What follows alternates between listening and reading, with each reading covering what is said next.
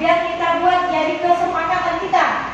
Itulah yang akan kita jadikan keyakinan kelas kita berada di kelas berapa? 1 kreatif. Ibu bagi ya. Berapa masing-masing kan? Nah tulis, kamu maunya apa kelas kita bilang? Berjalan dengan baik. Iya tulis. Iya letak di papan tulisan. Apa yang kamu buat? Coba ibu baca dulu ya. Dari Raka berjalan dengan baik. Kalau berjalan dengan baik, keyakinan kamu berarti apa? Keselamatan. Nah, ambil di sana. Wis banyak ya tulisannya. Itu apa? Aura dengarkan kata guru. Belajar dengan baik, pintar. Ada yang bilang datang tepat waktu. Nah inilah keyakinan yang harus kita laksanakan ya kan? Assalamualaikum warahmatullahi wabarakatuh. Nama saya Aljam, saya kelas 1 kreatif. Saya belajar keyakinan kelas jangan ribut saat belajar, menjaga ketertiban saat belajar. Keyakinan kelasnya artinya menjaga keamanan saat belajar bersama. Dadah.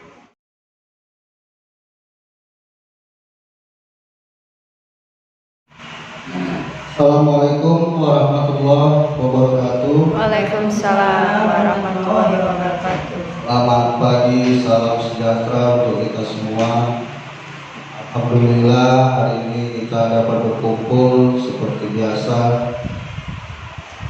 dalam melaksanakan kegiatan diseminasi yang diadakan di sekolah kita ini tentang budaya positif, di mana nanti kita dibantu oleh Ibu Adaha sebelum kita masuk ke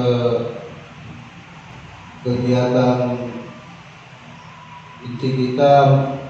Hendaklah kita berdoa supaya mengambil hikmah dan berkahnya pada hari ini. Doa dipimpin oleh Pak Oki. Silakan Pak Oki. Marilah kita berdoa menurut agama dan kepercayaan kita masing-masing agar kegiatan destinasi pada hari ini diberkahi oleh Allah Subhanahu wa taala. Berdoa dimulai. A'udzubillahi minasyaitonirrajim. Bismillahirrahmanirrahim. Alhamdulillahirabbil alamin. Wassalatu wassalamu ala asyrofil anbiya'i wal mursalin wa ala alihi wa sahbihi ajma'in. Hamdan syakirin hamdan na'imin, hamdan yuafi ni'amahu wa yukafi'u majidah. Ya Rabbana lakal hamdu kama yanbaghi li jalali wajhikal karimi wa 'azimi sultanik. Allahumma inna nas'aluka salamatan fid din wa afiyatan fil jasad wa ziyadatan fil ilmi wa barakatan fil rizqi wa taubatan qoblal maut wa rahmatan indal maut wa maghfiratan ba'dal maut. Rabbana taqabbal minna du'ana ya Allah. Ya Allah, ampunkanlah dosa-dosa kami, dosa ibu bapak kami, dosa guru-guru kami, terkhusus guru SD Negeri 101798 ya Allah. Maza bis samawati wal ard. Ya Allah, hari ini kami hendak melaksanakan kegiatan destinasi. Berkahilah ya Allah, lindungilah kami. Rabbana atina fid dunya hasanah wa fil akhirati hasanah wa qina adzabannar. Wa sallallahu ala sayyidina Muhammadin nabiyil ummi wa ala alihi wa sahbihi wasallam. Subhana rabbika rabbil izzati amma yasifun. Wassalamu alal mursalin walhamdulillahi rabbil alamin. Kegiatan expliking yang dipandu oleh Ibu Bulan. Ya Bapak Ibu, kita ice breaking dulu. Sebelumnya kita berdiri semua ya.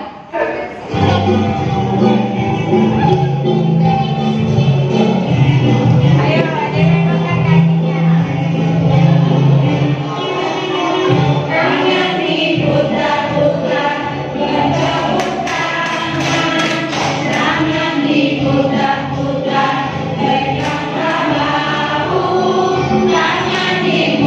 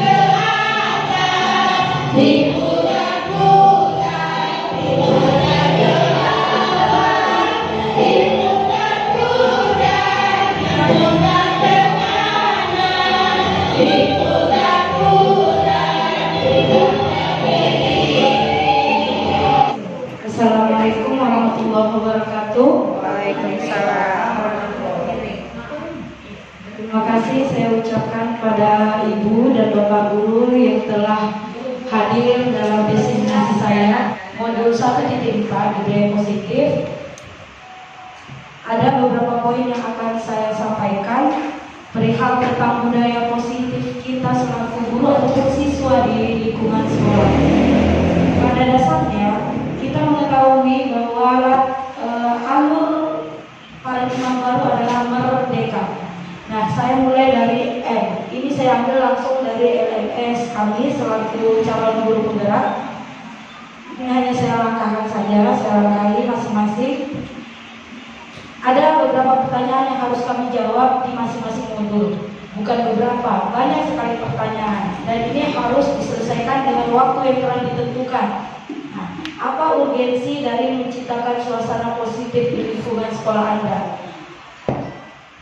Apa urgensi? Urgensi itu kebutuhan yang harus seperti itu ya. Apa urgensi dari menciptakan suasana positif di lingkungan sekolah Anda? Di sini ada your not and question. Kami menuangkan di dalam sinilah yang urgen itu apa. Kalau saya punya yang saya tulis sambil scroll. Yang urgen kalau menurut saya, nanti kita sama-sama sharing dan diskusi. Yang urgen membentuk karakter siswa yang heterogen berbagai jenis, baik itu suku, agama, ras, dan juga pola pikir yang berbeda itu harus kita satukan menurut saya. Sehingga tugas kita selaku guru dapat membentuk karakter profil pelajar Pancasila yang sedang kita gaung-gaungkan dan juga menciptakan lingkungan belajar yang nyaman karena kita adalah sekolah yang berpihak pada murid agar siswa merasa memiliki rumahnya sendiri yaitu sekolah ini dan juga pembelajaran diterima melalui hati. Itu menurut saya. Saya akan mulai dari diri sendiri mengelola kelas agar nyaman dan menyenangkan, menyiapkan materi dan alat peraga serta metode yang bervariasi agar anak didik betah dan dapat menerap ilmu yang diberikan, tentunya saling berkomunikasi antara siswa, sesama guru dan juga orang tua. Nah, kalau menurut saya ini sudah saya lakukan dan setelah saya lihat-lihat pun ini juga sudah kita lakukan. Kenapa kita lakukan, Bu? Anak sangat nyaman belajar di sekolah kita. Kepala sekolah memang fasilitasi yang terbaik. Dan kita lah yang mengisi kenyamanan itu dengan anak-anak didik. Contoh, sudah diberi kenyamanan kipas angin ya Bu, sudah diberi kenyamanan ruang yang sangat memadai dan fasilitas alat peraga. Terus kita selaku guru tidak putus komunikasi walaupun kita dalam tahap pembelajaran campuran, kita tetap melakukan komunikasi baik itu kelompok A dan kelompok B. Dan karena kita juga variasi masih campuran, kita tentu masih berkomunikasi dalam bentuk WhatsApp. Tentu langsung ke orang tua ini. Saya rasa ini semuanya sudah kita lakukan. Atau ada yang lain juga kira-kira yang perlu menambahkan, Bu? Saya rasa saya ada lagi ini yang belum saya sampaikan. Gimana Ibu? Atau kita sepakat lebih kurang kita memang tujuan kita untuk mewujudkan merdeka anak yang menyenangkan. Sepakat nggak Bu? Kita sepakat ya, biar saya lanjutkan.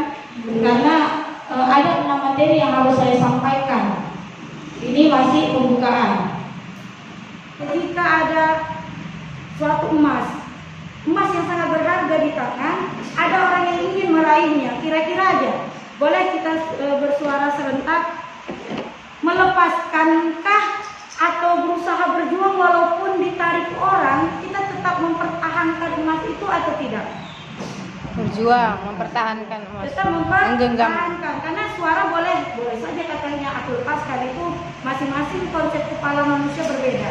Cuman ada yang mengatakan kuperjuangkan, selagi bisa kuperjuangkan, karena ini adalah harta yang paling berharga. Nah begitu juga dengan murid. Murid itu adalah harta berharga, kita perjuangkan, kita lakukan yang terbaik, kita lindungilah dia. Nah itu dia. Saya masuklah ke alur kedua, eksplorasi konsep.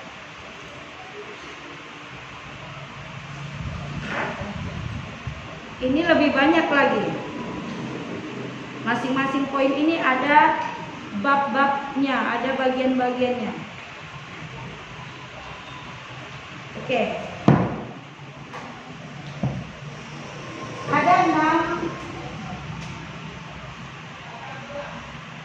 Ada 6 bagian budaya positif.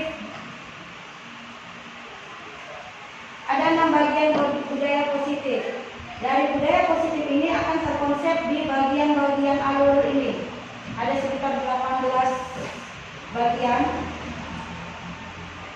Pertama, perubahan paradigma, stimulus, respon, lawan teori kontrol. CYP atau saya khusus untuk ibu semuanya juga dan bapak memahami perubahan paradigma stimulusnya. Disiplin, ada 3 motivasi perilaku manusia. Kita harus mampu memahami konsep disiplin positif dihubungkan dengan teori motivasi, ada 3 nanti, serta motivasi yang ada di dalam dirinya dan juga yang ada di luar. Berikutnya keyakinan kelas. Nah, keyakinan kelas ini mana yang akan kita lakukan? Keyakinan kelas, hukuman atau penghargaan? Penghargaan. Ada yang mengatakan saat ini kita melakukan pada zaman dulu. Jika anak salah kita lakukan hukuman, ya kan Bu? Ternyata harus digeser dengan peraturan lain.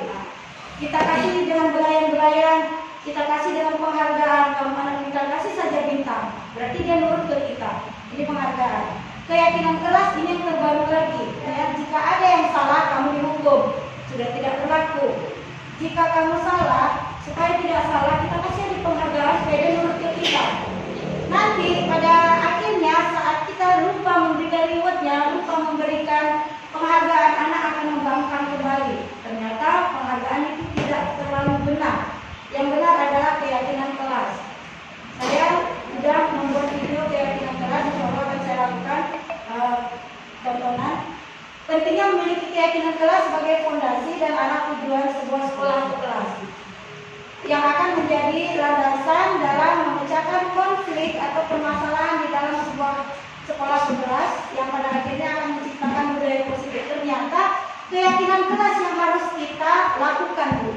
Bukan hukuman, bukan peraturan lain atau penghargaan.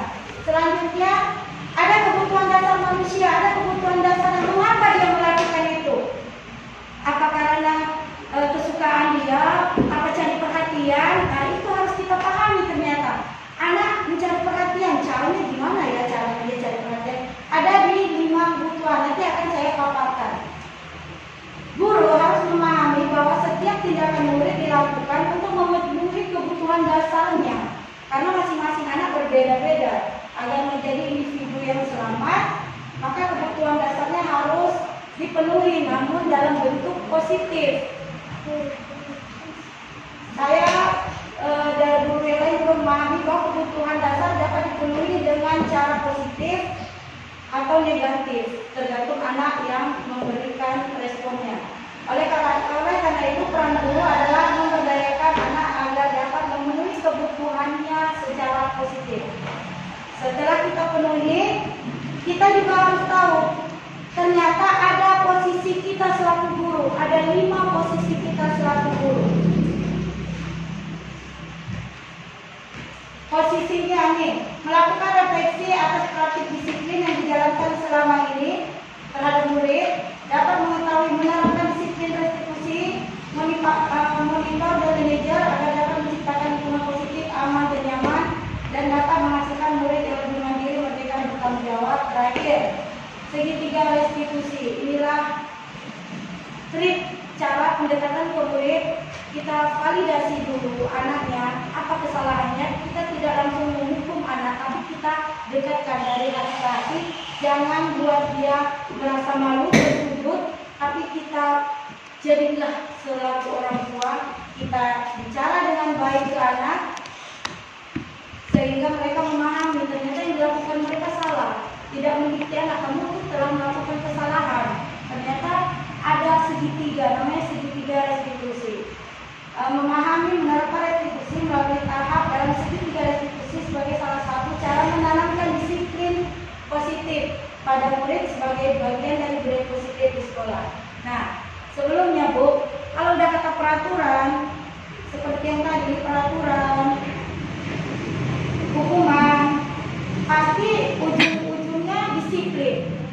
Ya kan Bu? Kalau kita orang awam, kata disiplin artinya apa Bu? Atuh. Hukuman, ya kan? Kamu tidak mematuhi peraturan, kamu melanggar disiplin, berarti kamu melanggar peraturan, berarti bakal dihukum. Ternyata bukan. Disiplin arti pembelajaran. Kita harus memberi anak pembelajaran.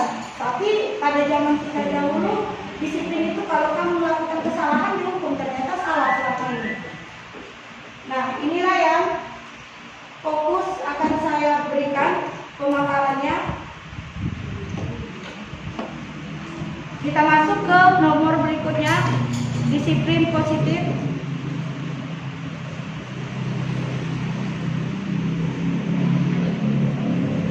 Kita masuk ke perubahan paradigma. Apa itu perubahan paradigma? Apa itu disiplin positif?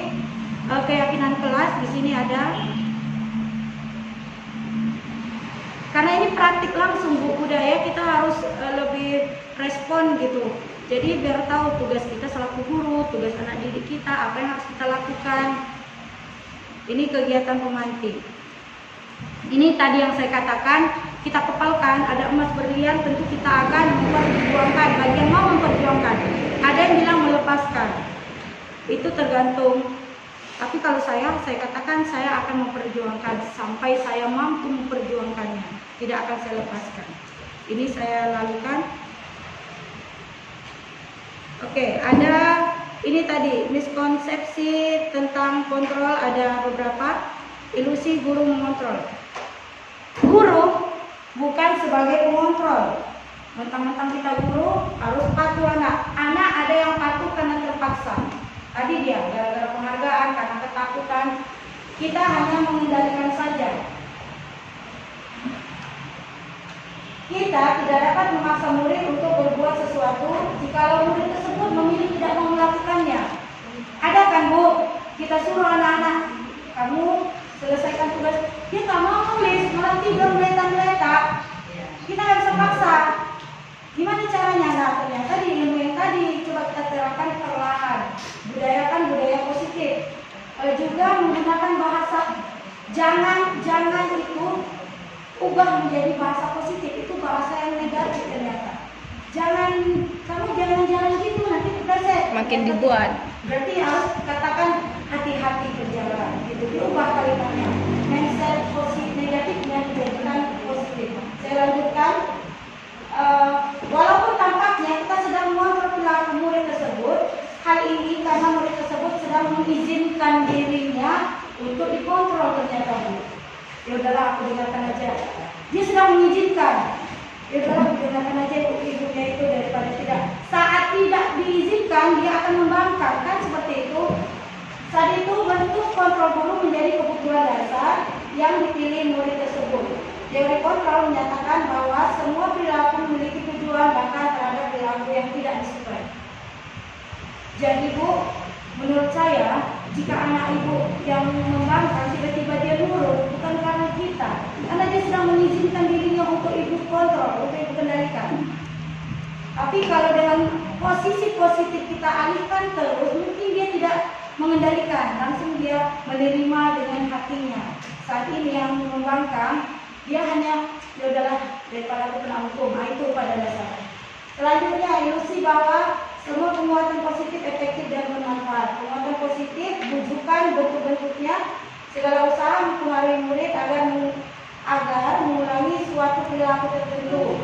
Suatu usaha untuk mengontrol murid tersebut dalam jangka waktu kemungkinan murid tersebut akan menyadari dan mencoba untuk menolak bujukan itu. Nah, ada juga suatu hari dia tidak mengiyakan apa yang kita katakan. Ilusi bahwa kritik dan membuat orang merasa bersalah dapat menguatkan karakter. Kita suka loh, saya suka kali membuat anak merasa bersalah. Sudah kan? Kalau nggak kayak gitu kan nggak jatuh bukunya gitu pada dulunya. Ternyata setelah dipelajari tidak boleh membuat anak seperti itu. Menggunakan kritik rasa bersalah untuk mengontrol murid menuju pada identitas gagal katanya. Gagal. Mereka belajar untuk merasa buruk tentang diri mereka gara-gara kita ucapkan kita itu buruk dia. Mereka mengembangkan dialog diri yang negatif. Seringkali cukup menggunakan suara yang halus untuk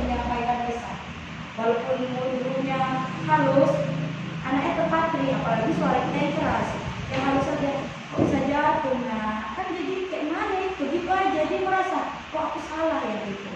Nah kita mengembalikan dulu dunia anaknya.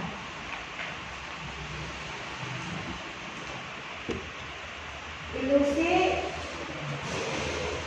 orang dewasa. Oke, lagi. Ilusi bahwa orang dewasa memiliki hak untuk memaksa. Kira-kira Bu, kita dewasa kan? Ada nggak hak kita untuk memaksa anak? Enggak ya Bu. Coba kita baca keterangannya bahwa orang dewasa yang percaya bahwa mereka memiliki tanggung jawab untuk membuat murid-murid berbuat hal tertentu. Apapun yang dilakukan dapat diterima selama ada sebuah kemajuan berdasarkan pengukuran kinerja. Kita memaksa karena hal positif, ya kan? Pada saat itu pula orang dewasa menyadari bahwa perilaku memaksa tidak akan efektif untuk jangka waktu panjang dan sebuah hubungan permusuhan ternyata akan terbentuk. Kita tidak akan melakukan musuh dalam seminggu dengan anak-anak kita. Kita belajar, tapi dia ada dendam kesumat sama kita, kan tidak akan kita lakukan hal seperti itu. Oke, itu poin 1. Kita masuk pemantik, saya lewatkan saja. Kita masuk poin ke 2, nomor 4. Boleh tanya Bu Adela? Iya Bu. Ya boleh Bu. Poin yang tadi ya Bu. Iya. Kan gini Bu Adela, kita itu tapi nggak apa-apa lah gagal dikit ya. Nggak apa-apa. Kita itu kan murid kita itu kan macam. Iya. Inti kita belajar di sekolah anak itu kan supaya tercapailah tujuan-tujuan pembelajaran kita. Nah, ketika kita menghadapi anak yang benar-benar mengalah bahasa Medannya, udahlah dia nggak pandai, dia di situ pula bandalnya. Kadang di situ timbullah emosi kita, agak silap kita untuk sedikit membentak, sedikit memarahi, sedikit memaksa. Nah, di dalam guru penggerak ini untuk menghadapi anak-anak yang seperti itu, kira-kira gimana solusinya? Kita kembali lagi, kita selaku guru kontrol Bu. Di situ nanti ada Bu, terpatri. Kita bisa menjadi teman dia, kita bisa menjadi pemukul, kita bisa jadi motivator. Nanti akan ada di situ, tapi di situ, karena sudah di sini kita ambil jawaban dari sini. Kita harus lebih sabar, karena kayak katanya tadi, kita tidak bisa mengendalikan dia. Setidaknya kita ikutkan dulu alurnya, kayak mana alur kita, alur merdeka, kita ikutkan dulu alurnya selama dia tidak mengganggu, selama dia tidak mengganggu anak-anak. Karena kelas saya pun ada juga orang seperti itu Bu. Ternyata mungkin kelasnya beda ya Bu, kelas 3 sama kelas bawah. Kalau kelas rendah itu dengan belai-belai aja udah ternyata udah dekat kelas 6 itu. Nah, kelas 6 kita harus menjadi temannya. Kita harus menjadi temannya tanpa menghardik. Kita jadilah guru yang mendidik tanpa menghardik. Kita dengarkan dulu apa katanya. Dengan pelan-pelan, kita jangan menggunakan kata-kata negatif. Misalnya, jangan melakukan itu, gitu. Gunakan bahasa-bahasa positif. Misalnya dia gangguin teman. Kira-kira kalau gangguin teman, rugi enggak? Kita buat kesepakatan kelasnya itu, dijadikan keyakinan kelas. Saya rasa kalau gara-gara satu orang ini, kita semua satu kelas sudah meyakini, dia akan mengubah konsepnya menjadi mengikuti apa yang telah dilakukan oleh gurunya. Saya rasa dengan coba kita habiskan dulu materi sampai sini, mungkin pelan-pelan akan nampak itu. Oh, ternyata ini harus kita lakukan. Seperti itu, karena saya guru kelas rendah, jadi saya hanya menakar kemampuan saya selaku guru kelas rendah. Makanya tadi dimulai di mana tadi, mulai dari diri saya katakan ayo kita merefleksi. Saya maunya jadi sekolah seperti ini gitu kan, supaya tahu inilah tujuanku, kelasku ini maunya jadi ini loh, tidak ada yang maaf yang bunga-bunga lagi gitu. Bagaimana mengubahnya, kita sama-sama mufakatkan di keyakinan kelas nanti lagi. Dari keyakinan kelas lari sebagai kita pengontrol, lanjut ke restitusi. Jika ada kesalahan-kesalahan, kita dari hati ke hati. Jangan permalukan anaknya di depan temannya, itu dia. Jangan permalukan dia di depan temannya, itulah dasar kamu begini. Dia akan menjudge dirinya, aku yang bandel kok. Mau apa kalian pertanyaan kayak gitu? Karena kita langsung udah mendikte, kok itu yang bandel gitu. Nah, kalimat positif yang harus kita bangun sehingga teman-temannya mengatakan dia tidak seperti yang dia lihat. Dia pasti akan merasa, oh ternyata ibu memberi perhatian. Nah ini dia tadi Bu, kebutuhan apa? Karena mau diperhatikan, Bu ada di sini nanti. Apa dia mau cari kasih sayang, atau mau cari penghargaan, atau mau mencari penguasaan, kekuatan. Aku hebat loh, aku penguasaan gitu. Nanti ada di tahap-tahap gitu. Tinggal kita mau mengkajinya. Kira-kira itulah nanti ada dilanjut-lanjutin.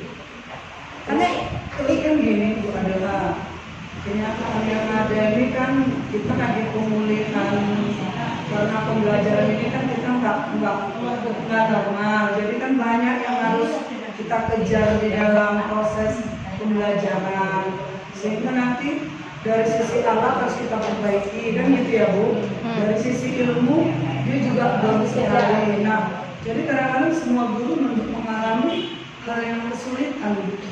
Gimana menyeimbangkan karakternya yang bandel dengan kemampuan dia gitu. Saya itu kendala itu. Iya. Kuda adalah salah satu dari 10 spesies ilmunya kan modern kembali dan ke James kemampuan Appice. masing-masing Hewan ini anak. telah lama merupakan Karakternya sekarang Bu. Iya, karakternya. Kalau ilmu pun Bu, awal bilang kalau ditanya C tetap C karena kemampuannya kan gitu. Pada dasarnya anak kan tidak ada yang bodoh, itu dia. Tidak ada anak yang bodoh, cuman tinggal bagaimana kita mengajarnya supaya terarah. Tentu gurunya nggak kerja sendiri, saya guru kelas tidak kerja sendiri, ada guru olahraga. Secara fisik dia akan membentuk karakter, ada guru agama, secara akhlak dia akan membentuk karakter, ada guru bidang studi atau guru kelas. Secara keseluruhan kalau guru kelasnya Bu ada akhlaknya masuk, secara fisiknya masuk, secara kognitifnya juga masuk. Penerapan itu pasti akan kita lakukan. Cuman yang namanya perkembangan anak secara motorik juga berbeda, kemampuan anak juga berbeda, kinestetik anak juga berbeda. Kita yang dianya kita harus berpikir positif dan juga sabar. Bisa tambah, boleh saya ini. Nah, Jadi tentang yang bukannya dari tadi nih, tapi yang urgensi tadi yang baru nyambung ya. suasana positif tadi. Jadi dari tadi saya sambil mikir nih. Jadi gini, untuk menciptakan suasana yang positif di kelas gitu tadi kan, gimana? Jadi kalau di sayanya itu, saya sering memberikan bagaimana siswa itu ini mampu percaya kepada kita. Jadi memberi kepercayaan kepada kita bahwa kita ini orang yang bisa dipercaya. Jadi kalau mereka aja percaya sama kita, otomatis pasti mereka mau menuruti apa yang kita sampaikan gitu. Tapi kalau muridnya nggak percaya sama gurunya, bagaimana dia mau ikut apa yang kita sampaikan? Itu satu. Yang kedua, mereka diberi kebebasan untuk menyampaikan apa yang mereka inginkan. Jadi dia nggak terpaksa belajar di situ, memang dasar keinginannya, dan dia senang masuk kelas itu. Oh saya hari ini masuk ini. Contohnya bukan gimana-gimana. Kalau di kelas saya itu jarang murid yang absen. Nah, itu bukti mungkin salah satu kenapa murid saya nggak banyak yang absen. Mungkin dia senang masuk kelas itu tadi. Nah, Itu tadi. oke, jawabannya mungkin agak sama dengan saya. Memberi kenyamanan, dan mungkin Kalau kita kelas rendah memang kenyamanan. kalau kelas rendah memang kenyamanan, dan Bapak Ibu piket juga akan tahu kelas saya itu jarang absen, jarang sekali absen. Jika semua rata-rata hadir. Bukannya saya menunjukkan saya memberi kenyamanan, tapi mencoba ya Bu. Kita mencoba memberi kenyamanan sampai anak saya spektakuler. Mungkin ada satu dia nitip harus disayang. Mulanya itu sangat luar biasa. Akhirnya bisa kita taklukkan dengan kesabaran dan positif. Karena anak kelas, nggak usah kelas 1 lah, anak-anak zaman sekarang ini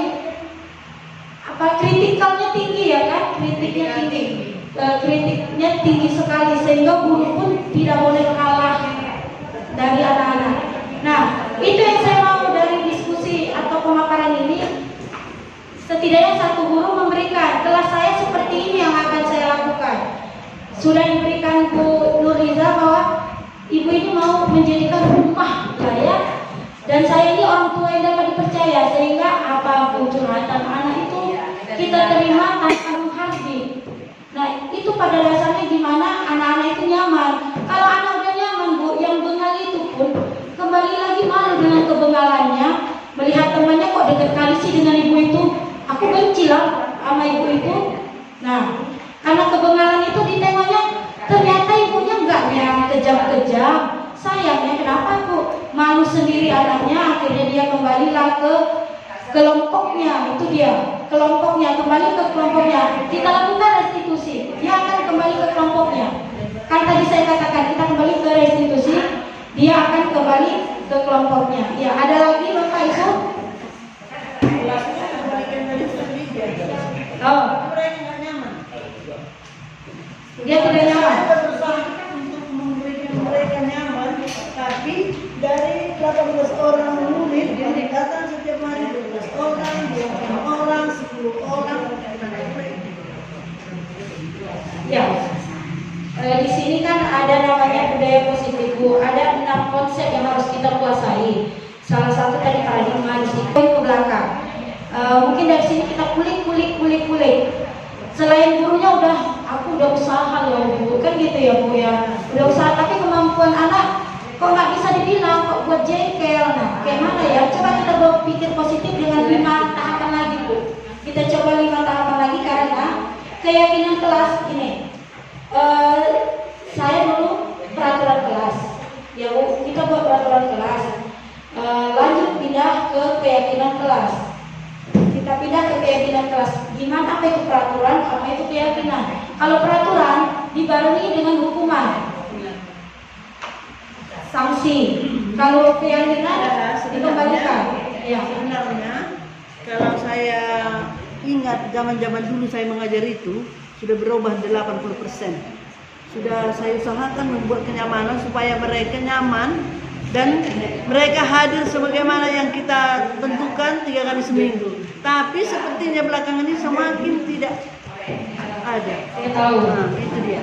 Karena Bu, bukan menuduh corona ya Bu. Karena masa itu dia udah teriming-iming tidur-tiduran di rumah tanpa belajar. Nah, masuk sekolah 1 hari besok libur lagi, sekolah 1 hari besok libur lagi, sehingga aku malaslah belajar itu cuma 1 jam gitu kan Bu. Kita kan sudah melakukan vaksin ya kan Bu, insya Allah akan kita kembangkan satu kelas itu gabung semua. Senin depan akan kita gabungkan. Di situ kita lihat mana kira-kira anak yang serius, anak yang tidak. Karena itu akan kita lakukan keberlakuan setiap hari, mungkin penambahan jam sekolah. Terus biar tahu dia sekolah itu seperti ini. Karena kamu udah 2 tahun, sudah 2 tahun tidak sekolah, hanya sekolah baru duduk Bu, tiba-tiba pulang, baru selesai bunyi udah melonceng. Saya rasa itu poinnya, waktu kebersamaan dengan ibu gurunya juga.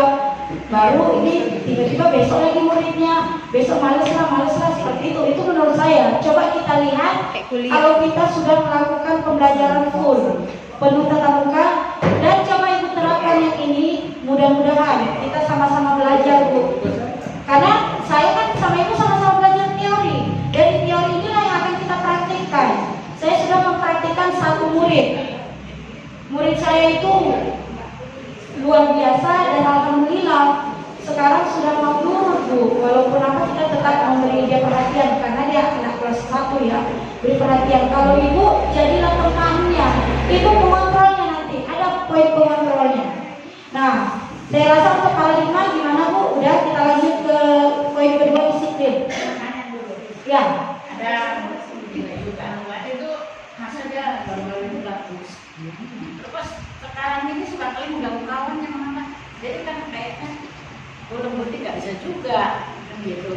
Karena kan katanya aku di rumah selalu ditekan katanya. Jadi katanya aku beli itu nggak beli ini katanya. Nangis dia, aku mau di rumah.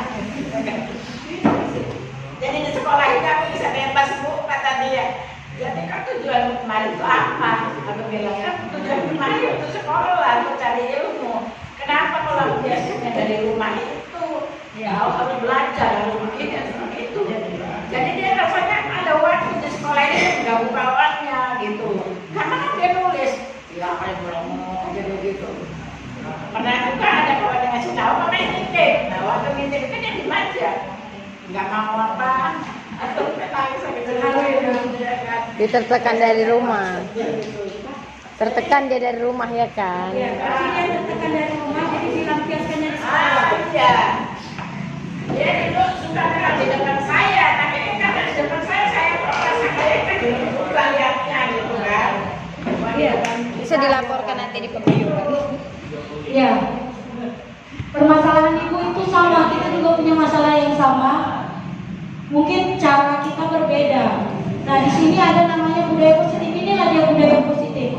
Di sini Bu, ada katanya pemenuhan kebutuhan dasar. Pemenuhan kebutuhan dasar. Anak itu maunya apa? Diperhatikan, atau dia mau dihargai, atau dia mau menunjukkan kekuatan, ada di situ. Poin mana anak ibu? Kita ikutkan dulu alur dia. Poin yang mana nanti itu pada 2.4 masih satu. Ada 2, 3, 4, 5, dan 6. Akhirnya kita lakukan restitusi. Nah itu. Atau kita lanjut dulu supaya nampak sampai habis. Sudah selesai satu modul baru nampak. Ayo kita diskusinya gitu. Gimana ibu? Ya. Kita lanjut ya. Oke. Kita masuk ke disiplin. Ah ini dia disiplin. Saya masuk ke poin disiplin.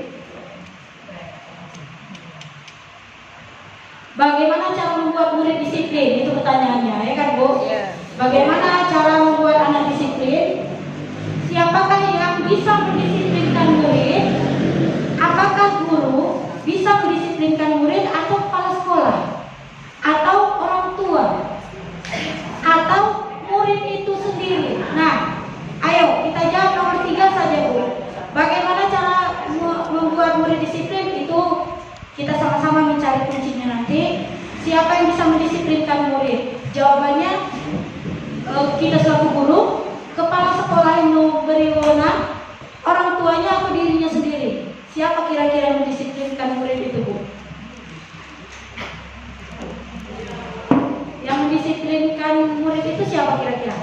Kita guru bersama orang tuanya, kepala sekolah, orang tua atau dirinya sendiri? Dirinya sendiri. Yang lebih efektif dirinya Dirinya. Kalau diadakan juga kan nggak bisa juga. Iya, itu nanti larinya ke situ. Kita sebagai kontrolnya. Nah, itu dia. Dirinya sendiri. Saat anak murid yang tidak mau mendengarkan kita, dia katanya sedang mengizinkan dirinya untuk dikendalikan. Sedang diizinkan. Kalau dia nggak mengizinkan, dia ya tidur aja di situ. Selagi dia mau, ya udahlah Bu, apa ibu bilang, dituruti, bukan berarti kita sukses. Dia bisa mengendalikan dirinya, diizinkannya. Oke, kita lanjut.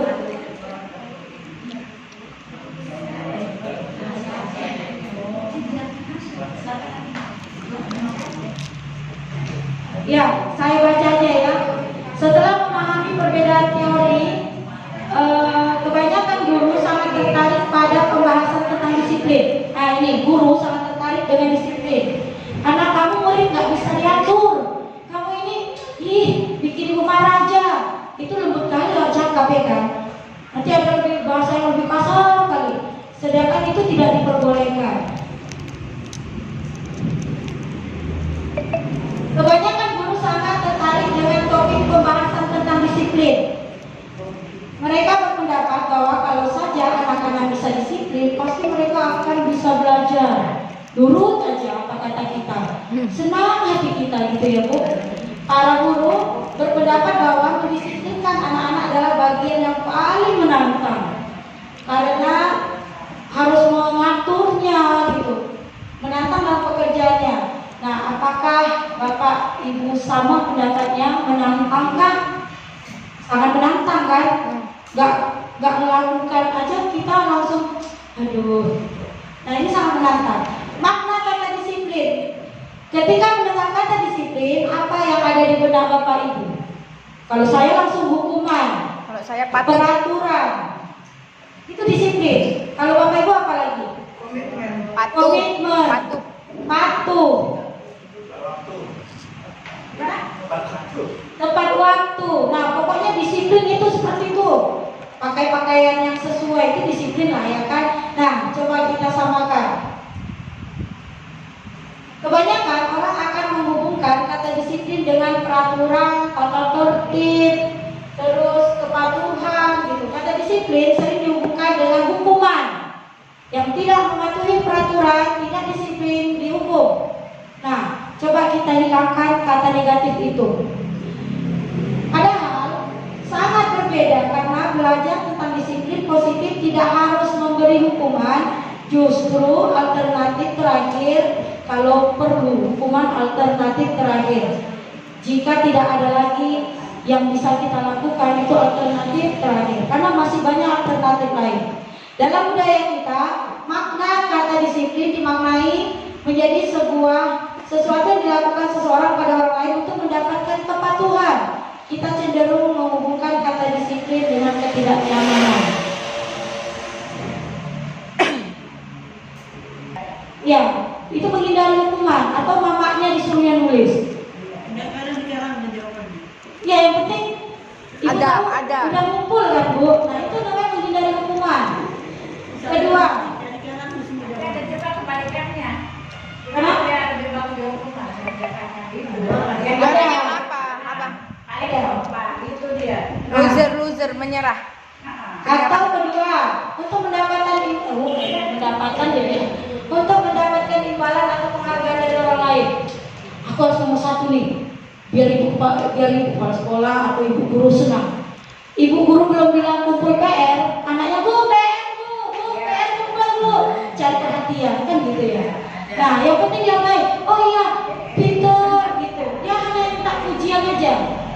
Ini ada nih berlomba-lomba untuk mencari pujian, ya kan? Atau ketiga, untuk menjadi orang yang mereka inginkan, aku sendiri, akulah diriku sendiri, dan menghargai diri sendiri dengan nilai yang mereka percaya. Dia jadi dirinya sendiri tanpa disuruh. Kalau ibu guru katakan ada PR, dikerjainnya, nggak cari-cari gitu kan. Nah ini kira-kira yang benar di poin nomor 1, 2, atau 3 supaya positif itu hadir di dirinya. 3. Iya, ke tahap nomor 3. Jadilah dirinya sendiri, sehingga seperti tadi kata Bune, yang mengontrol dirinya itu dia sendiri Bu, ya kan?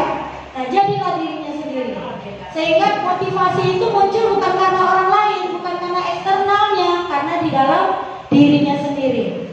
Kalau yang ini Bu, gara-gara gurunya, aku takut dimarahin makku, aku takut dimarahin ibu guru, aku takut dimarahin bapak guru, aku takut dimarahin kepala sekolah. Gila dia. Nih, yang ini mencari perhatian supaya aku dipuji, supaya aku disayangi gitu. Kalau ini dianya sendiri, kesadaran dia sendiri, ini dia. Nah, yang baiknya ini mereka melakukan sesuatu karena nilai-nilai yang mereka yakini dan mereka hargai.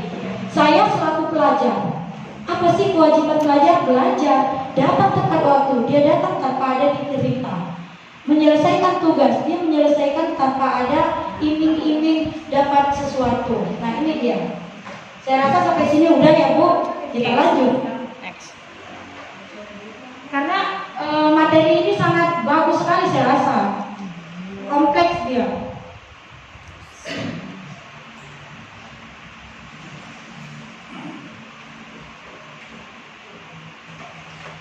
Oke, saya bacakan aja. Tujuan dari disiplin positif menanamkan motivasi ketiga tadi itu dijadikan salah satu yang paling terakhir. Motivasi yang ketiga pada murid kita, yaitu untuk menjadi orang yang mereka inginkan dan menghargai dirinya sendiri dengan nilai yang mereka percaya. Ketika murid-murid kita memiliki motivasi yang baik tadi, mereka telah memiliki motivasi intrinsik, berarti muncul dari dirinya sendiri tanpa ada paksaan dari luar. Terus motivasinya tidak terpengaruh oleh orang lain. Mereka akan tetap berperilaku baik dan berlandaskan nilai-nilai kebajikan karena mereka ingin menjadi orang yang menjunjung tinggi nilai-nilai yang mereka hargai. Mereka abaikan yang nomor 1, mereka abaikan yang nomor 2. karena dia mau menjadi dirinya sendiri. Sudah selesai disiplin positifnya dulu. Ya, saya buat pemantik sebentar ya Bu, karena biar ada responsif, ada respon gitu. Saya buat dulu pemantiknya.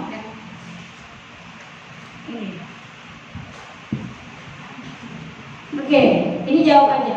Menurut Bapak dan Ibu, dari ketiga jenis motivasi tadi, dari tiga tadi, motivasi manakah yang saat ini paling banyak mendasari perilaku murid kita di kelas? Satu, dua, atau yang ketiga? Butohang dulu. Butohang satu, dua, atau tiga? Satu, karena daripada aku kena hukum loh. Kedua, supaya ibu itu senang aku. Ketiga, karena dirinya sendiri.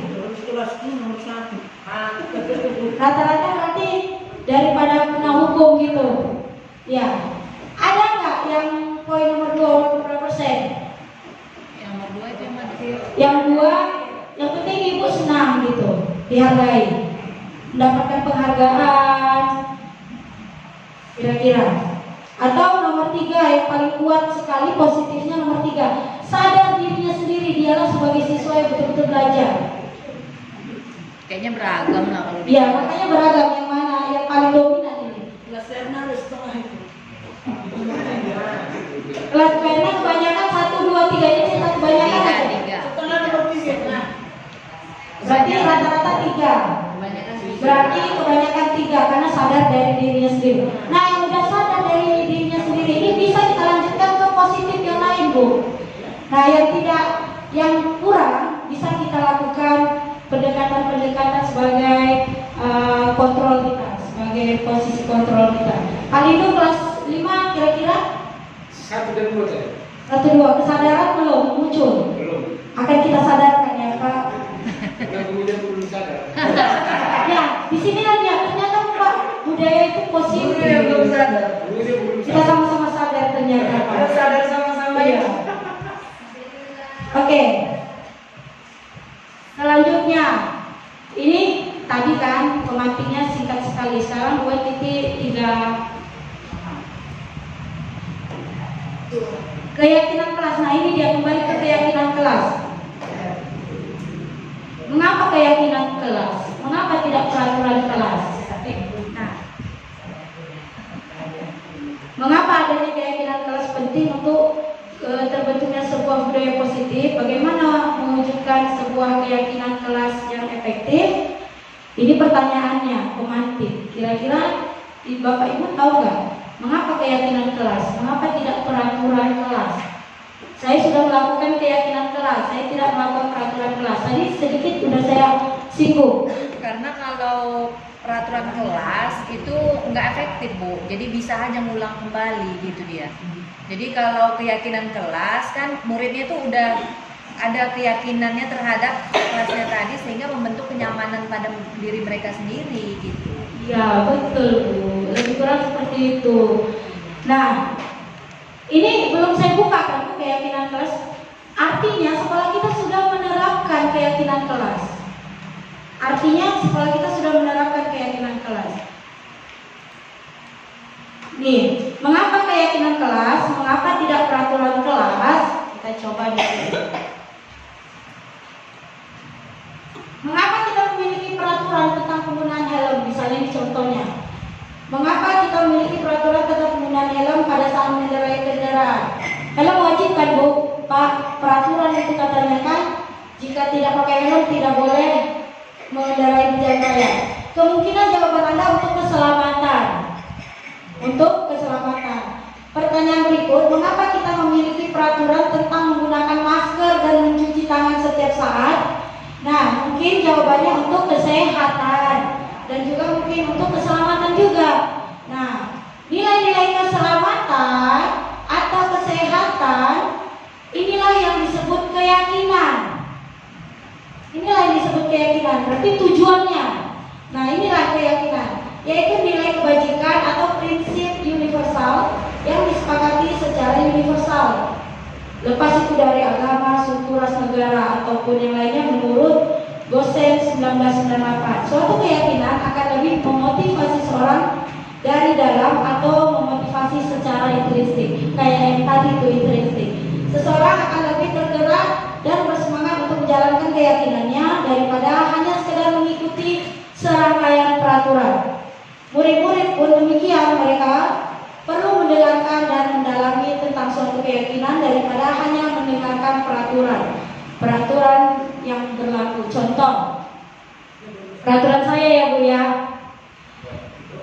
dilarang buang sampah sembarangan. Saya katakan, ternyata jangan buang sampah, itu peraturan. Keselamatan kita, keyakinan kita, kebersihan, kan gitu ya. Berarti jagalah kebersihan, itu berarti udah keyakinan bahwasanya kebersihan itu memang harus dijaga. Itu dia. Kalimatnya hanya mengubah kalimat yang positif aja. Seperti itu. Keyakinan kelas bersifat lebih abstrak daripada peraturan. Abstrak ini artinya tidak nampak ya, tidak jelas gitu, tapi diyakini adanya. Nah itu.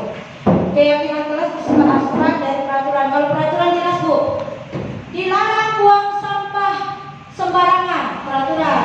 Siapa yang melarang, dilarang berarti kan siapa yang melanggar artinya akan dihukum, kan gitu. Kalau kita buat peraturan kelas, jagalah kebersihan kelas. Berarti anaknya menjaga. Jangan dilarang buang sampah, anak akan mengambil buang sampah sembarangan. Gitu ya kan? Jadi jagalah kebersihan kelas. Anak tahu, oh berarti kebersihan, jaga kebersihan. Hanya kalimat-kalimat itu aja bisa membuat perubahan yang besar ternyata. Saya katakan, saya selalu secara lisan katakan, kelas kita kelas atas karena jangan lari-lari nanti jatuh, terbukti jatuh. Jangan tari-tarian nanti jatuh. Berarti jalanlah dengan teratur. Itu saya bilang sama anak-anak. Walaupun mungkin ada yang belum menerima atau masih ada yang lari-lari, setidaknya itu tetap kita tanamkan kalimat-kalimat positifnya. Selanjutnya, contoh keyakinan kelas. Ini ada contoh keyakinan kelas 5 dan kelas 1. Keyakinan kelas, setiap anggota kelas perlu belajar. Berarti belajar itu perlu. Bukan jangan malas belajar ya nak. Nah, berarti malas dia nanti. Kan gitu, gunakan kata positif. Anggota kelas perlu belajar. Setiap anggota kelas perlu senang. Setiap anggota kelas perlu melakukan tugasnya. Setiap anggota kelas perlu saling menghargai. Setiap anggota kelas perlu merasa nyaman. Dari nyaman itulah dia jaga kerukunan. Kalau kita kan dulu ya Bu, jangan berantem, jangan bergelut, jangannya itu coba kita buang dengan kalimat yang lain. Kelas yang lebih tinggi, kelas 4 atau kelas 5 bisa dipergunakan gini. Misalnya setiap anggota kelas selalu berpikir positif, senantiasa menjadi diri terbaik kayak Ibu katakan, jadi dirinya sendiri, terus percaya dan menghormati orang lain serta barang miliknya, berkomitmen terhadap setiap tugas, senantiasa membantu. Itulah keyakinan kelas yang dicontohkan pada modul ini ya. Siap Bu? Boleh nanya? Ya, sharing lah ya Bu. Gini, saya sambil tadi mikir-mikir juga gini. Kayaknya kasnya ke kelas buka orang juga gitu. Kira-kira bagaimana menumbuhkan keyakinan kelas itu tadi di kelas yang ini ya kan. Tapi gimana kalau orang yang lau tadi, yang malas, yang nggak peduli, yang dari segi pakaiannya apalagi ya kan Bu, nggak siap PN, enggak. Kebanyakan ini ceritanya yang kebanyakan di kelas lau itu seperti itu gitu, yang nggak peduli dari segi dirinya, dari segi orang tuanya apalagi gitu. Karena ini juga saya alami, ada anak dari yang walaupun kelas saya begitu, tapi ada 1-2 anak yang begitu, sekitar 5 orang. Nah, itu gimana cara menumbuhkan keyakinan kelas yang seperti itu? Nah, cobalah sharing kita ya kan Bu. Itulah pertanyaan saya. Ya, Seperti tadi saya katakan, masing-masing anak itu kan berbeda pola pikir. Rupanya ada yang mampu, ada yang sedang, ada yang memang tidak bisa menerima sama sekali kan gitu. Karena nanti pada hari Senin itu akan bercampur keseluruhannya kan seperti itu. Dalam satu kelas itu akan mengganggu sistem pembelajaran lah, karena udah satu kelas gitu. Nah, kita kembalikan dulu kesepakatan kelasnya dulu. Kamu ke sekolah ini ngapain, nak? Belajar apa aja. Nah, di sini nanti ada itu konsep-konsep yang harus kita lakukan, murid lakukan, guru tugasnya apa, siswa tugasnya apa. Karena kita kan tidak boleh menghardik lagi. Seperti saya selalu katakan, mendidik tanpa menghardik. Jadilah pendidik yang cerdik. Nah, itu ya. Saya katakan selalu sulit. Itu yang sulit. Itu yang sulit gitu. Itu yang sulit. Ya, Nah, ini kan kita sama-sama belajar positif. Yang negatif-negatif tuh harus dihapuskan dari muka bumi. Nah, saya juga baru menerapkan. Makanya sama-sama kita implementasikan supaya antara anak yang kurang mampu menerima bisa memahami kan gitu kan. Kita lakukan dulu keyakinan kelas sama anaknya.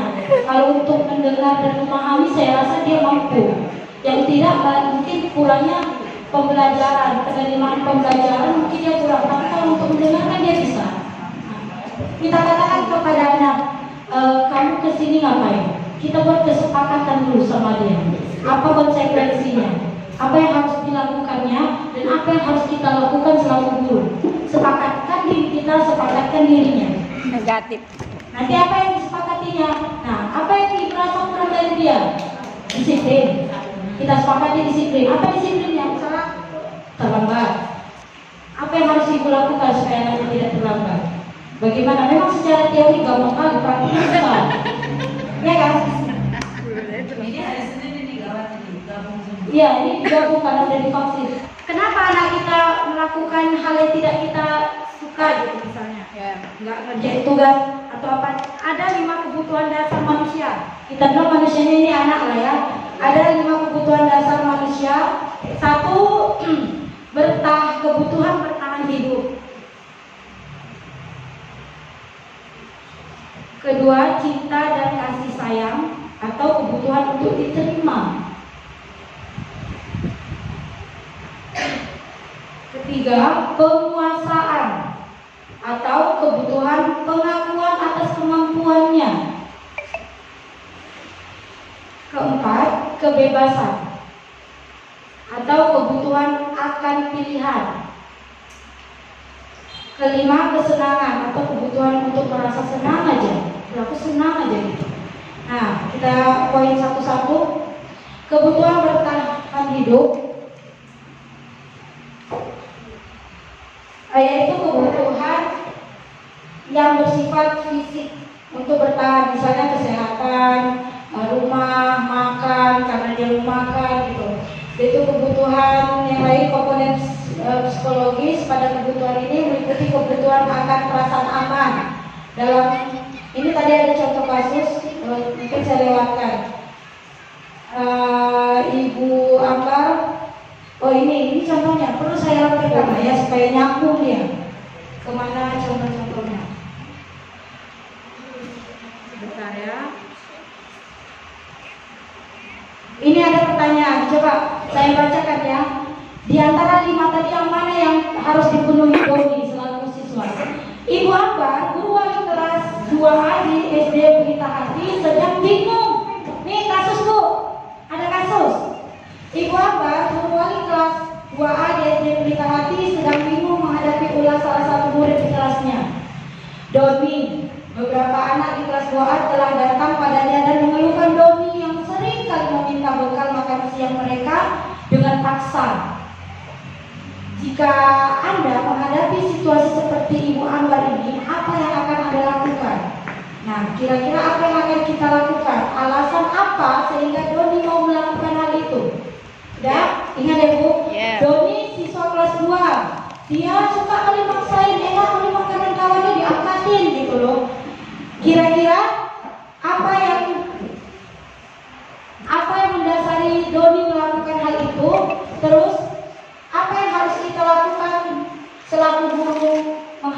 siswa seperti ini. Nah, ada 5 pemenuhan kebutuhan dasar. Dalam kasus Doni di atas, apabila jawaban Doni ketika ditanya oleh ibu hamba karena lapar, nih. Dalam kasus Doni, apabila jawaban Doni ketika ditanya ibu karena lapar dan orang tuanya tidak membawakan bekal makan siang, maka kebutuhan dasar yang sedang dipenuhi oleh Doni adalah kebutuhan hidup. bertahan hidup. Dia mau ngambil makanan karena bertahan hidup, karena dia tidak diberi makan atau lupa mamanya membekali anaknya. Cinta kasih, kebutuhan ini kebutuhan psikologis, kebutuhan untuk mencintai, memiliki, kebutuhan memberi dan menerima kasih sayang. Anak memiliki kebutuhan dasar cinta. Dalam kasus di atas, apabila Doni menjawab bahwa alasannya mengambil bekal temannya karena dia merasa senang dengan temannya, misalnya ini anak perempuan yang ngambilnya, kenapa kamu ambil makanannya?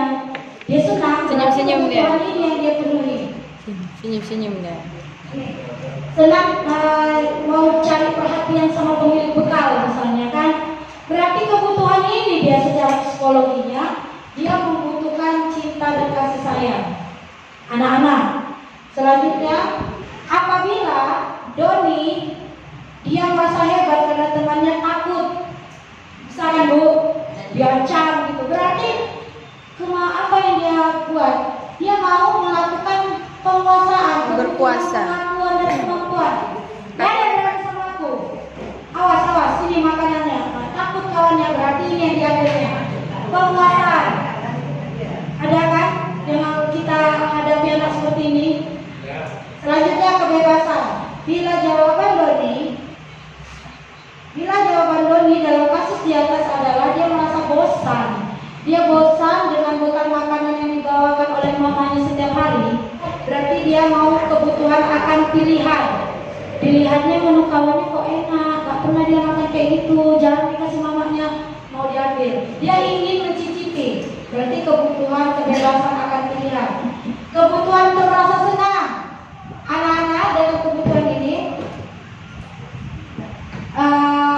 kesenangan yang akan dilakukan. Berarti dalam kasus ini, jika Doni menjawab karena iseng aja untuk menikmati ekspresi wajah teman-temannya yang kesal, berarti kebutuhan untuk senang dia mengganggu temannya terpenuhi. Nah ini dia 5 kebutuhan pemenuhan kebutuhan pada anak, pada manusia. Jadi Bu, kita perhatikan kira-kira tingkah anak kita belajarnya kemana ini? Kadang dia perlu perhatian kah? Perlu merasa senang, ketawa dia nengok kawannya lucu atau apa, berarti dia senang gitu melihat temannya seperti itu. Atau ada yang mulai puber, cari perhatian dia dengan anak orang, Cinta kasih sayang. ada lah. Nah itu berarti dia Dan cinta dan kasih sayang. Nah itu harus kita perhatikan Bu, jangan langsung apa nih. Nah, kita ikutkan kemana ritmenya, kebutuhannya supaya terpenuhi. Jangan langsung kita marahi, kita tanya baik-baik, itu nanti kembali ke restitusi. Oke, kita lanjut. Nah ini yuk, ada pertanyaan, kita sama-sama jawab yuk. Aku senang main kejar-kejaran dengan ibu guru. Seru, kira-kira yang mana ini? Cinta, kesenangan, kepuasan atau kebiasaan? Cinta dan kasih sayang. Cinta juga bisa. Pilih satu. Saya cinta dan kasih sayang. Itu ada cinta, makanya dia. Aku senang main kejar-kejaran dengan ibu guru. Seru. Yang mana ini? Pemenuhan yang mana? Kebebasan. Kalau aku cinta dan kasih sayang. Cinta. Oke, kita mulai. Coba kita lihat ya. Ternyata kesenangan. Ya, senang dia main punya. Ini.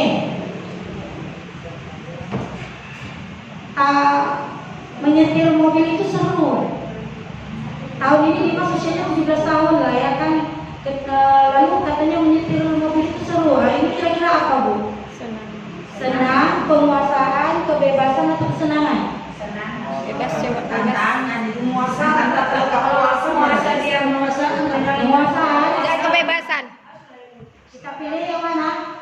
Penguasaan. Oke.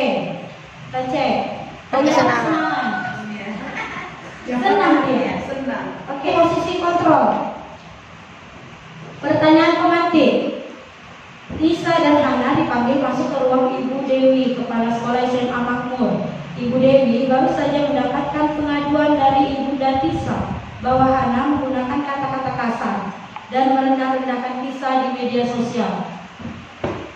Anto yang sekali hadir di pembelajaran jarak jauh dan pada saat hadir, Anto seringkali menggunakan kata-kata kasar di kolom chat media teman-temannya.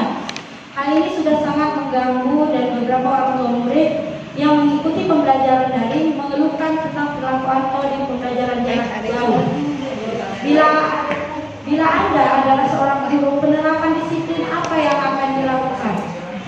Disiplin mana yang akan kita lakukan? Di sini ada 5. Membuat orang merasa bersalah, yaitu pada posisi ini guru akan bersuara lebih lembut. Membuat orang merasa bersalah akan menggunakan keheningan yang membuat orang lain merasa tidak nyaman, bersalah atau rendah diri. Kata-kata keluar dengan lembut, misalnya, ibu sangat kecewa, ibu sangat kecewa sekali dengan kamu. Berapa kali ibu katakan, kenapa kamu lakukan ini? Lembut sekali kan? Anak merasa bersalah. Atau gimana coba kalau orang tua kamu tahu apa yang kamu lakukan? Anak akan merasa bersalah karena lembut sekali gurunya ini. Tidak marah. Biasanya kalau kita menggertak, anak akan melawan, Bu. Tapi kalau kita lembut, awak malah dulu, gitu.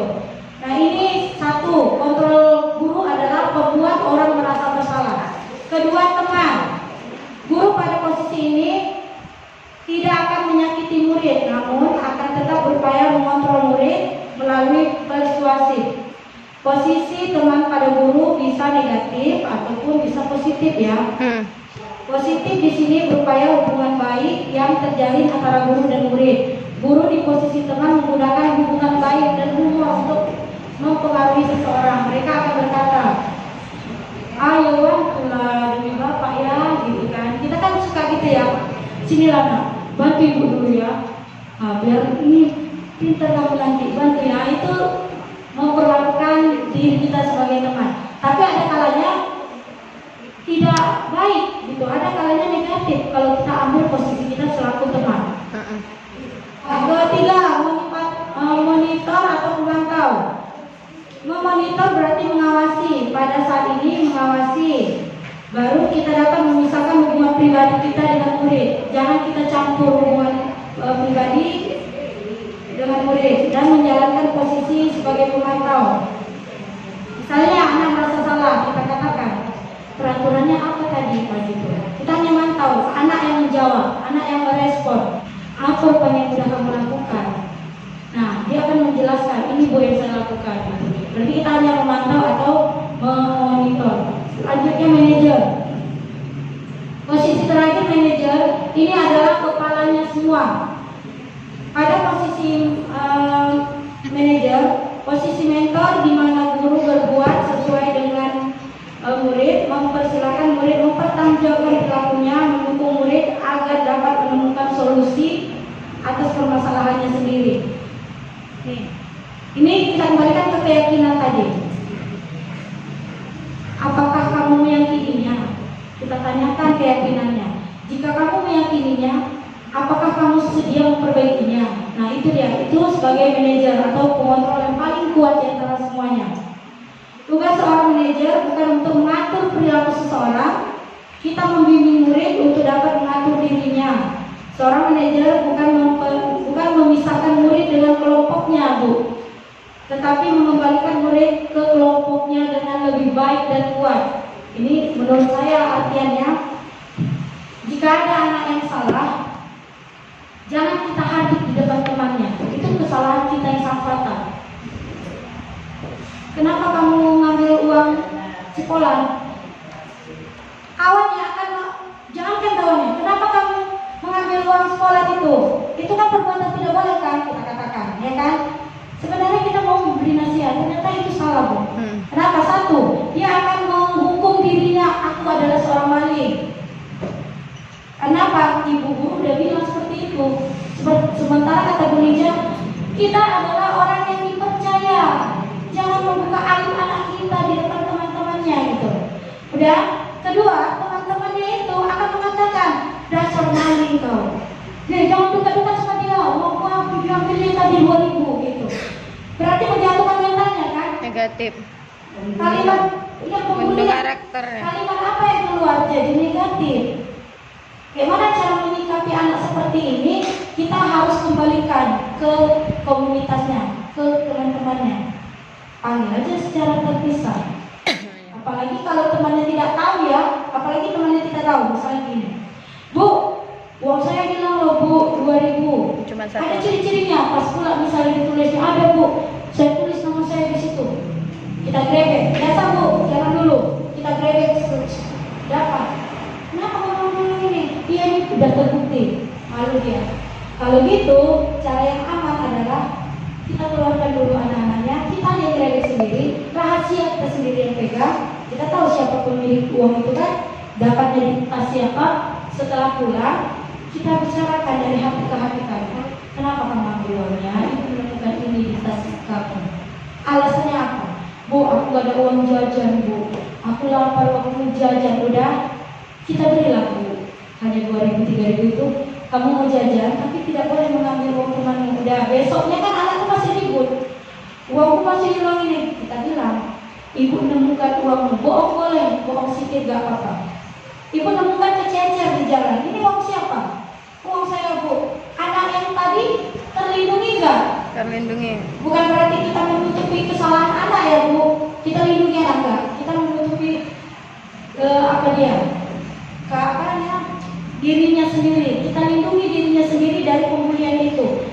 Jika dia melakukan seperti itu lagi, kemungkinan kecil. Kenapa? Kita katakan kita sudah merahasiakan, jangan sampai teman-temannya tahu, jangan sampai kawan-kawan atau orang tuanya tahu, kecuali udah besar. Nah itu cara melindungi anak-anaknya. Kita kembalikan ke kelompoknya, itu maksudnya.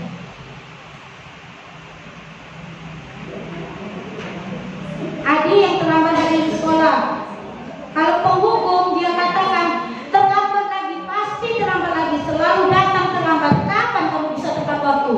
Itu malah guru yang merepek, yang marah aja, itu seperti itu. Kalau membuat orang merasa bersalah seperti saya katakan, bagaimana perasaan murid belajar lembut, ya? Selembut saja ya.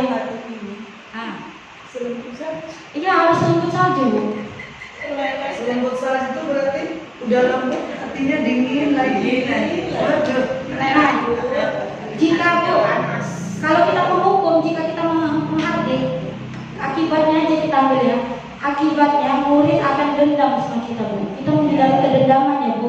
Minimal dendamnya gini loh. Ada sepeda motor kita, dikepesinya. Itu misalnya. Itu secara yang paling singkatnya. Ini karena katanya gini, dia akan merusak mobil atau menggores kendaraan kita. Pokoknya dendam aja gitu. Kalau membuat orang merasa bersalah, lemah lembut ini. Adik, kamu ini bagaimana ya? Kamu sudah berjanji dengan ibu tidak akan terlambat lagi. Tapi kenapa senang sekali mengecewakan ibu? Ibu benar-benar kecewa lah sama kamu. Ada kita lakukan gitu kan Bu? Akibatnya murid akan merasa bersalah dan kita telah mengecewakan guru gitu. Dia merasa malu nanti, merasa bersalah sama kita. Jadi banyak juga nanti kita komunikasi. Jadi kita tidak menghukum, tetapi kita melakukan emosional kita, kedekatan kita dengan cara membuat orang merasa bersalah. Pemantau. Kalau kita katakan seperti ini, Adik, tahukah kamu jam berapa kita memulai? Anak-anak katakan tahu Pak. Nah, kamu terlambat 15 menit dan seterusnya ini, murid akan memahami sanksi apa yang akan didapat jika dia telah melakukan pelanggaran. Begitu juga manajer. Sanksinya fokusnya adalah pada murid, bukan untuk membahagiakan guru atau orang tua. Murid sudah mengetahui adanya suatu masalah dan sesuatu perlu terjadi. Bila guru mengambil posisi pemantau, guru akan melihat apa sanksi dan peraturannya. Oke. Ini kita lewatkan. Nah ini identitas gagal Bu. Ibu selaku guru, apa yang dilakukan jika sebagai penghukum berarti menghardik, itu gagal. Membuat orang merasa bersalah berarti menceramahi, berarti juga gagal. Perilaku kontrol yang positif, kita sebagai teman misalnya membuat alasan untuk murid-muridnya jadikan teman masih bisa. Memantau, menghitung dan mengukur. Sedangkan manajer mengajukan pertanyaan-pertanyaan. Ini saya rasa sudah. Coba isi yang kayak tadi Bu ini. Siapa yang mengatakan dengan posisi kontrol mana sering mengucapkan pernyataan saya kecewa sekali dengan kamu. Kira-kira teman, manajer, pengukur, pemantau atau pembuat orang merasa bersalah? Yang ini. Membuat orang merasa bersalah. Membuat orang merasa bersalah. Kita cek. Iya, kalimat ini saya kecewa berarti itu. Kamu tidak pernah benar melakukannya. Kira-kira penghukum, teman, manajer, pemantau atau pembuat orang merasa bersalah? Penghukum. Penghukum. Benar. Selanjutnya, ayolah lakukan dari saya ya. Pembuat orang merasa bersalah, teman, manajer, pemantau atau penghukum? Membuat orang merasa Teman. Oke, kita coba teman. Membuat orang merasa bersalah. Ternyata membuat orang merasa bersalah. Selanjutnya, apakah kamu mau mendapatkan stiker bintang hari ini? Kira-kira manajer, teman, penghukum, pemantau atau membuat orang merasa bersalah? Teman. Apakah kamu mau mendapatkan stiker bintang ini? Ini kira-kira yang mana? Teman? Benar, teman. Bagaimana kamu bisa menyelesaikan masalah ini? Gitu. Kira-kira apa ini? Memantau. Pemantau. Pemantau? Oke, kita coba. Manajer. Manajer. Selanjutnya, kamu selalu yang paling terakhir. Kira-kira ini apa? Penghukum. Penghukum. Menghukum atau membuat orang merasa bersalah? Jawaban ini kita coba dulu ya. Penghukum. Penghukum. Kamu selalu yang paling. Kamu tidak akan mendapatkan bintang bila tidak menyelesaikan tugas ini ya. Nah ini kira-kira apa? Mantau. Hukum ya? Pemantau. Kita coba hukum. Pemantau. Pemantau. tidak. Berapa kali ya? Ya, nanti kita ulang lagi. Berapa kali ya saya sudah mengatakan kepada kamu? Kira-kira apa ini? Penghukum. Teman Pak, penghukum, pemantau, manajer. Pemantau antara pemantau sama penghukum. Pemantau. Ini merasa bersalah? Manajer. Penghukum kan? Penghukum. Ingat bukan apa yang telah saya lakukan untuk kamu? Nah itu tadi ada tuh. Pembuat orang merasa bersalah. Teman. Pembuat Apa orang yang- merasa bersalah. Merasa bersalah. Yang lain? Itu aku di bawah, aku yang bawah. Teman. Mau yang mana saya buka? Teman atau pembuat? Teman ya, saya coba teman. Ya kan? Kamu tidak akan pernah berhasil dalam kehidupan ini. Penghukum. Langsung ya kuat, penghukum. Menjudge deh. Oke, kita lanjut beberapa lagi. Apa rencanamu untuk menyelesaikan ini? Manager. Manager. Manager. Good, manager. Oke, ini restitusi. Restitusi adalah ini yang terakhir ya Bu. Setelah kita lakukan ini kita pendekatan dengan segitiga restitusi. Restitusi adalah proses menciptakan kondisi bagi murid untuk memperbaiki kesalahan mereka sehingga mereka bisa kembali pada kelompok mereka dengan karakter yang lebih kuat. Dosen 2004. Restitusi juga proses kolaborasi yang mengajarkan murid untuk mencari solusi untuk masalah dan membantu murid berpikir tentang orang seperti apa yang mereka inginkan dan bagaimana mereka harus memperlakukan orang lain. Nah, restitusi membantu menjadi lebih baik sesuai tujuan. Oke, saya lanjut. Restitusi bukan menebus kesalahan, namun untuk belajar dari kesalahan. Restitusi memperbaiki hubungan. Restitusi adalah tawaran, bukan paksaan. Restitusi menuntun untuk melihat ke dalam diri. Restitusi mencari kebutuhan dasar yang mendasari tindakan. Restitusi diri adalah cara yang paling baik. Oke. Ini nanti saya kasih filenya. Ada segitiga, menstabilkan identitas, memvalidasi dan menanyakan keyakinan. Ini dia tadi yang harus kita lakukan. Kalau menurut teori kontrolnya, kita semua akan melakukan hal terbaik yang akan kita lakukan. Kalau divalidasi, semua perilaku memiliki alasan. Apa alasan dia melakukan itu? Menanyakan keyakinan. Kita semua memiliki motivasi di dalam diri masing-masing. Nah, ini segitiganya. Kamu tentu punya alasan mengapa melakukan itu. Kita validasi dulu, apa alasannya? Apakah cara yang lebih efektif untuk mendapatkan yang kamu butuhkan? Itu menstabilkan identitas. Setiap orang pernah melakukan kesalahan. Kamu bukan satu-satunya orang yang melakukan ini. Keyakinan kelas apa yang telah kita sepakati? Mungkin dilanggarnya sehingga kita kembalikan lagi keyakinan. Kamu ingin menjadi orang seperti apa? Nah, ini segitiga restitusi. Dari sini kita melakukan pembelajaran restitusi sesuai dengan ini udah terakhir. Saya melakukan restitusi.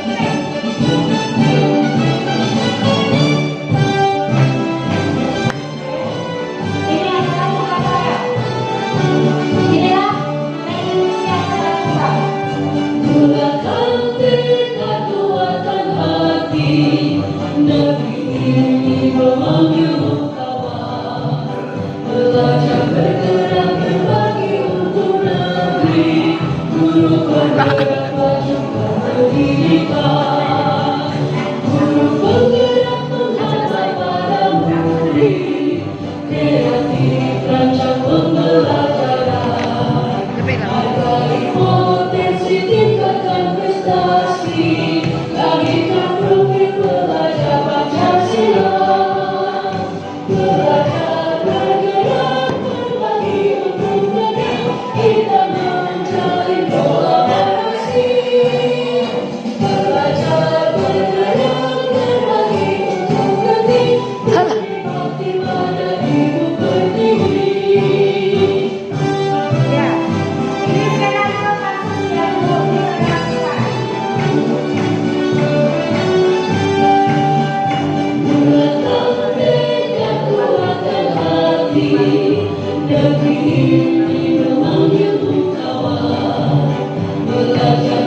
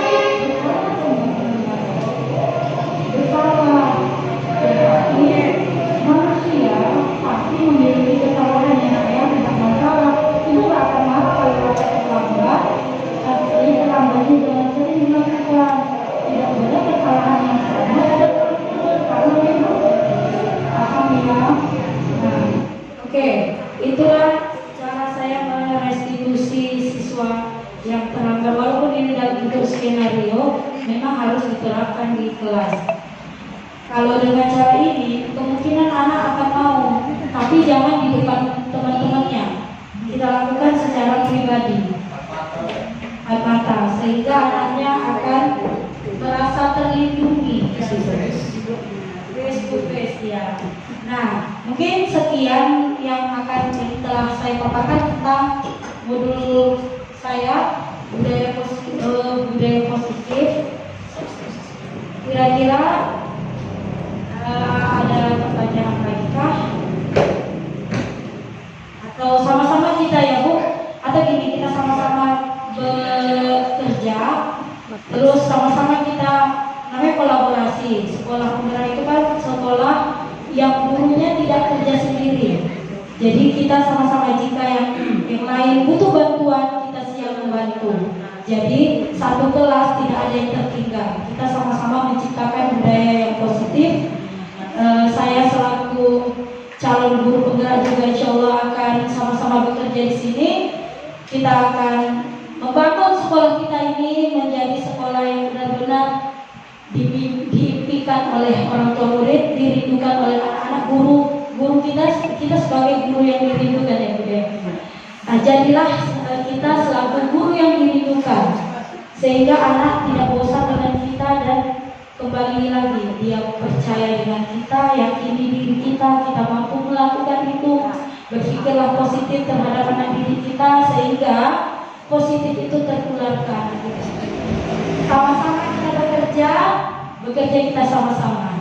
Terima kasih, saya akhiri. Wabillahi taufiq wal hidayah. Wassalamualaikum warahmatullahi wabarakatuh. Waalaikumsalam.